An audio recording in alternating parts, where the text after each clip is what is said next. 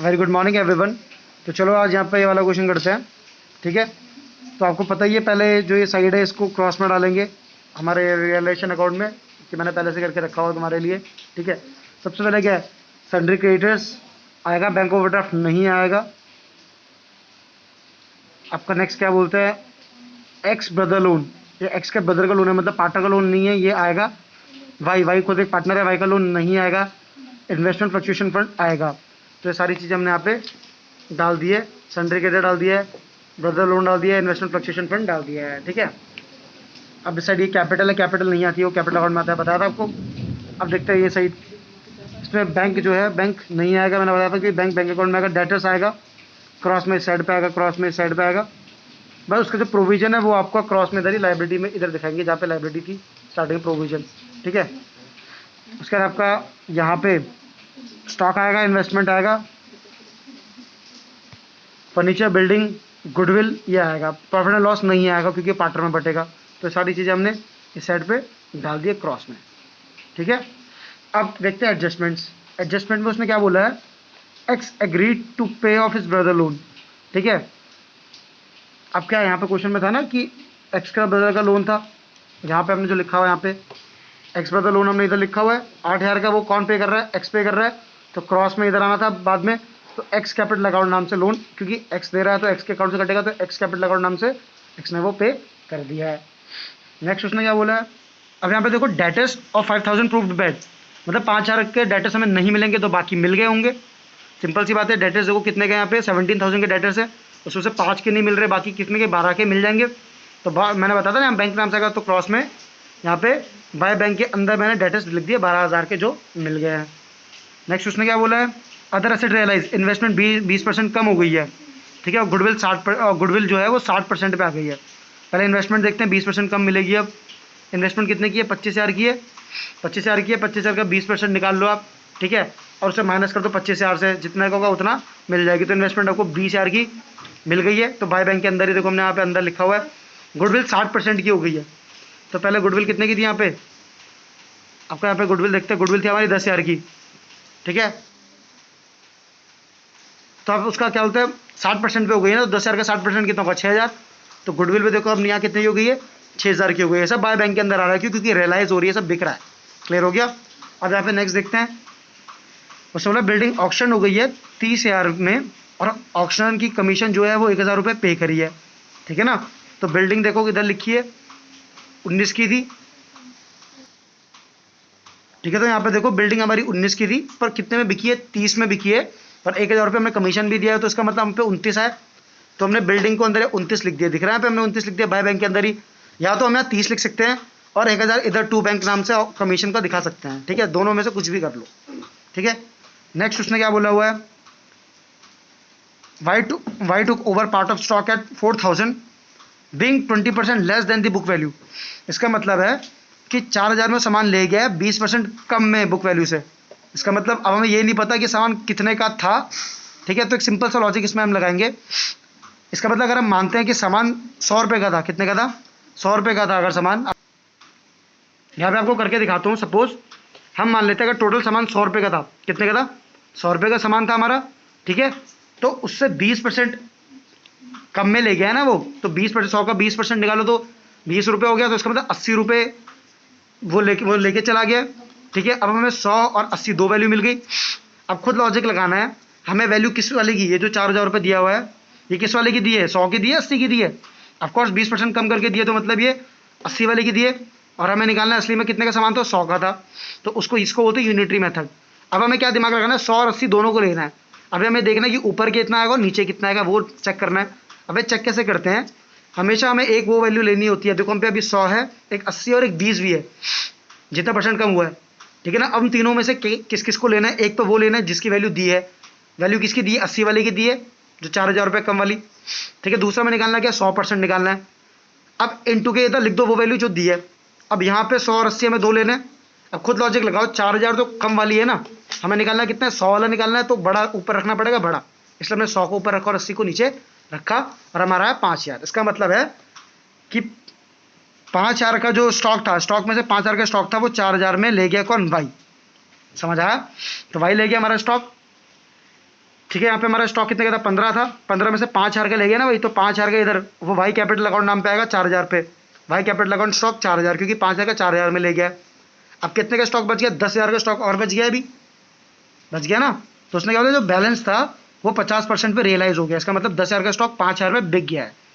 तो जो स्टॉक है यहाँ पे हमने बैंक के अंदर स्टॉक लिखा है, जो बिक गया है 5,000 का बिक गया है। ठीक है, तो टोटल हमने टोटल करके बाय बैंक नाम से यहाँ पे चढ़ा दिया जो भी हमने बेचा है। इतना ईजी था हमारा। अब उसने लास्ट में क्या बोला है कि रियलाइजेशन का एक्सपेंस 2,000 रुपये, खर्चे तुम्हें पता है इधर आते हैं, तो यहाँ पे टू बैंक नाम से एक्सपेंस 2,000 रुपये का चढ़ गया, क्यों, क्योंकि बैंक पे पैसा तो गया है ना हमसे, तो ये एक्सपेंस यहाँ पे हो गया है। बस आपकी इतनी एंट्रीज थी, तो इसको टोटल करते हैं हम। यहाँ पे हमने टोटल किया तो हमारी एक्सपेंस साइड बड़ी आ रही है, इनकम साइड कम आ रही है, तो हमारा लॉस हो गया है, लॉस बच गया, बढ़ गया तुम्हारे पार्टनर्स में उनके प्रॉफिट शेयरिंग रेशियो में। प्रॉफिट शेयरिंग रेशियो क्वेश्चन में दिया हुआ है 4:1, कितना दिया हुआ है, 4:1 दिया हुआ है, तो उसमें हमने लॉस को बांट दिया है। ठीक है, अब बनाते हैं पार्टनर कैपिटल अकाउंट बनाएंगे। पार्टनर कैपिटल अकाउंट में आपको मैंने सबसे पहले बोला हुआ है कि कैपिटल है, इसको क्रॉस में लिखता है बाय बैलेंस ब्रॉट डाउन नाम से, हमने बाय बैलेंस ब्रॉट डाउन नाम से कैपिटल लिख दी। अब क्या है, जो लॉस हुआ है ऊपर, इसको क्रॉस में आएगा टू रियलाइजेशन अकाउंट नाम से, जो हमारा जो आएगा क्या बोलते हैं यहाँ पे लॉस, टू रियलाइजेशन नाम से हमने ये लॉस यहाँ पे चढ़ा दिया। अब चलते हैं पुरानी बैलेंस शीट में, कुछ चीज़ें बढ़ जाती है, बताया था मैंने आपको। ठीक है, देखो हमने इन्वेस्टमेंट फ्लक्चुएशन फंड को तो कहाँ दिखा दिया है, ऊपर दिखा दिया था, तो नीचे वापस नहीं बटेगा। ठीक है, एक चीज़ याद रख लो, इन्वेस्टमेंट फ्लक्चुएशन फंड ये कब रियलाइजेशन में ऊपर एक बार आता है, ये तब ऊपर एक बार आएगा जब इन्वेस्टमेंट भी यहाँ पे दी हो, जब यहाँ पे क्या हो, इन्वेस्टमेंट भी दी हो। अगर इन्वेस्टमेंट नहीं दी होती यहाँ पे, तो इन्वेस्टमेंट फ्लक्चुएशन फंड को हम यहाँ पे नहीं लिखते, सीधा पार्टनर्स में यहाँ पे बांट देते। क्लियर हो गया, सीधा बांट देते हैं यहाँ पे, क्लियर हो गया। बट ऊपर लिखा हुआ है तो नीचे लिखने की जरूरत नहीं है। और हमने क्या किया यहाँ पे क्या होता है, एक बार जब ऑलरेडी जो हमारा इन्वेस्टमेंट फ्लक्चुएशन फंड है यहाँ पे ऑलरेडी हमारा जब एक बार आ चुका है, तो हमने इसको यहाँ पे क्रॉस में इसीलिए पे नहीं किया है, क्योंकि ये फंड अपना ही तो है, बाहर वाले का नहीं है ना। तो जब बाहर वाले का नहीं है तो वो नहीं करना है फिर। क्लियर हो गया ना। बाकी यहाँ पे हमने इन्वेस्टमेंट फ्लक्चुएशन फंड, अब यहाँ पे हम देखते हैं कि क्या क्या बटेगा। यहाँ पे बटने लायक क्रेडिटर्स नहीं है, ये नहीं है, ये नहीं है, इधर पे कुछ नहीं है। अब यहाँ पे देखते हैं हमारा बटेगा पीएनएल अकाउंट। पीएनएल अकाउंट क्योंकि बताया था ना पार्टनर, ये बढ़ जाता है क्रॉस में, इधर बढ़ेगा, तो क्रॉस में हमारा इधर बढ़ गया टू प्रॉफिट एंड लॉस नाम से, ये हमारा बढ़ गया उनके रेशियो में। क्लियर हो गया। अब ऊपर चलते हैं, हमें यहाँ क्या करना है, यहाँ पे जहाँ जब भी पार्टनर के नाम होंगे, जहाँ जब भी पार्टनर के कैपिटल के नाम अकाउंट होंगे, वो क्रॉस में नीचे कैपिटल अकाउंट में चढ़ जाएंगे, टू रियलाइजेशन या बाय रियलाइजेशन से। तो इधर देखते हैं, इधर एक लिखा है 2x कैपिटल अकाउंट, लोन है 8,000 का, तो क्रॉस में इधर आएगा। ठीक है, इधर क्रॉस में आएगा, तो 8,000 में बाय रियलाइजेशन लोन नाम से चढ़ा दिया है एक्स के नाम पे। ठीक है, यहाँ पे भी कहीं है वाई कैपिटल अकाउंट दिख रहा है, स्टॉक नाम से है, जो इधर 4,000 है, तो वाई के नाम पे इधर चढ़ जाएगा, वाई के नाम पे स्टॉक पे टू रियलाइजेशन, क्योंकि रियलाइजेशन से आया, वाई के नाम पे 4,000 चढ़ गया है। ठीक है, और कहीं है देखो नाम,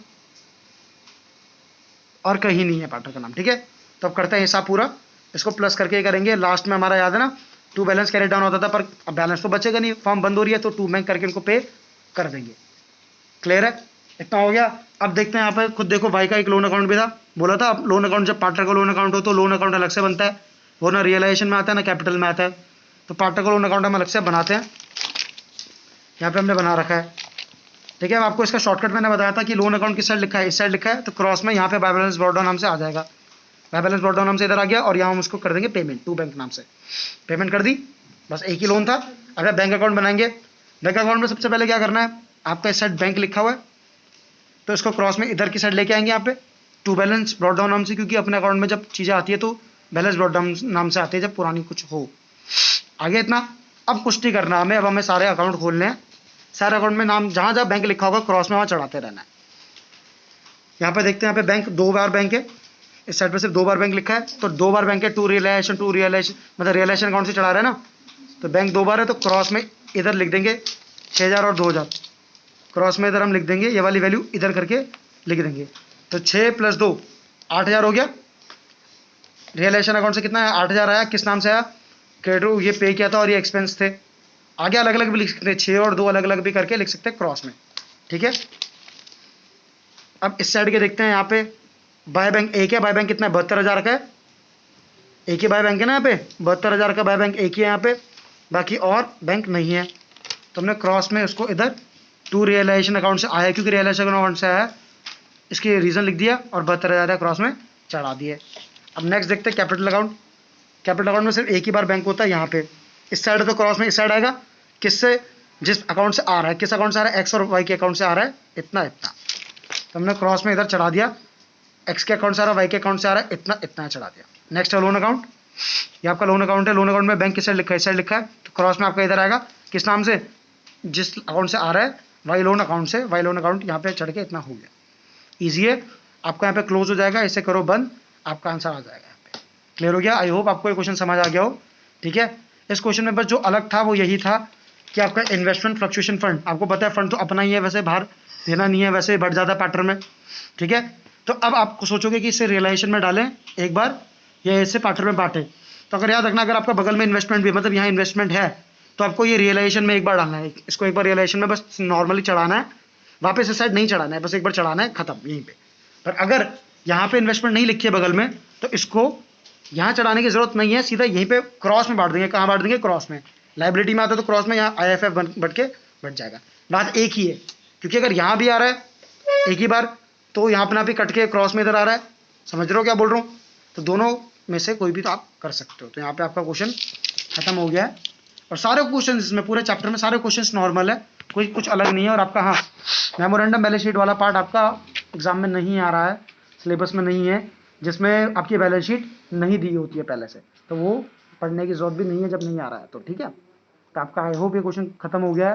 प्रैक्टिस करो, आप इसमें एक्सपर्ट बन जाओगे। नॉर्मल क्वेश्चन है और इसी तरीके से करो जिस तरीके से मैं बता रहा हूँ, क्योंकि ये ज़्यादा ईजी तरीका है। That's all for the day.